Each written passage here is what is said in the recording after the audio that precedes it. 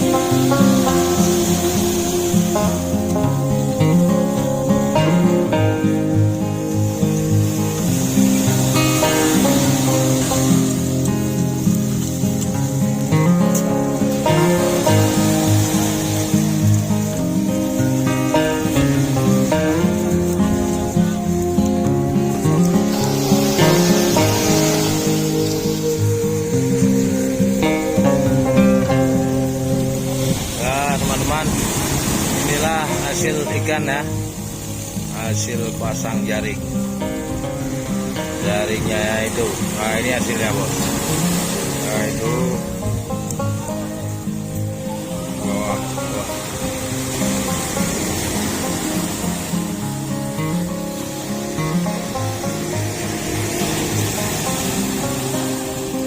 Itu airnya agak kencang ya, mungkin perahu ini hampir kena perahu ini ya.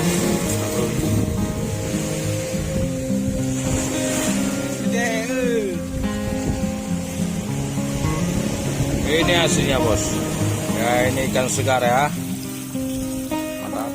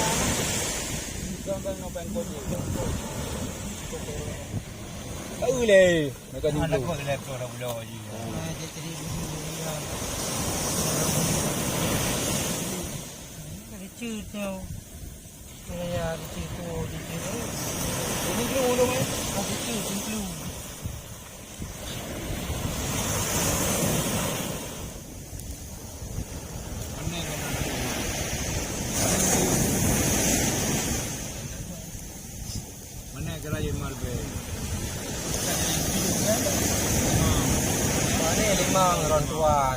Limang dia jauh. Pane. Dia kalau limang dia jangan yang ada di muka.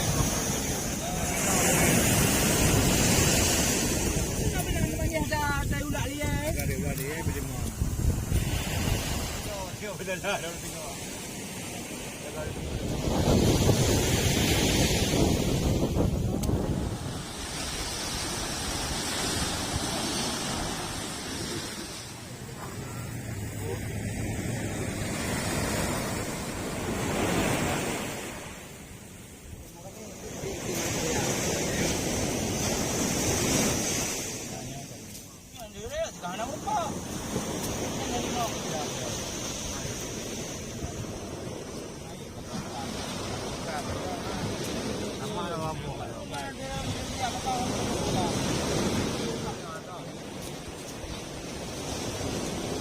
ni. Iya ni. Pun tadi nyawa ni lagi.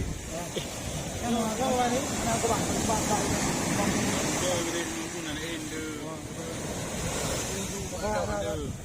Dia perahu di jalur dengan